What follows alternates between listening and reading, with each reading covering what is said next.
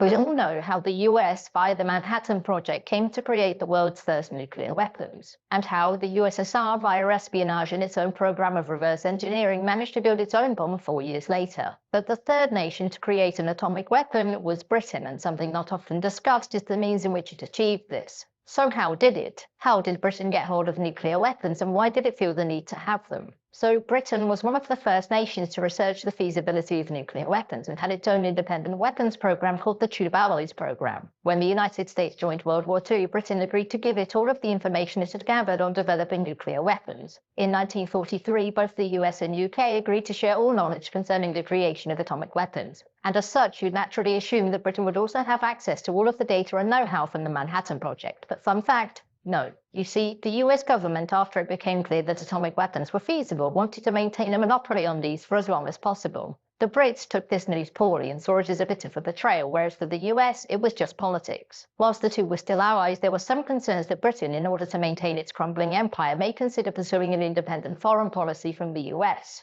And adding nuclear weapons to that mix was a no-no. So when the US cut off British access in 1946, Britain was run by Clement Attlee, whom the US government assumed would adopt a semi-pacifist foreign policy, and given the state of Britain's finances, wouldn't pursue the creation of nuclear weapons. But they were wrong.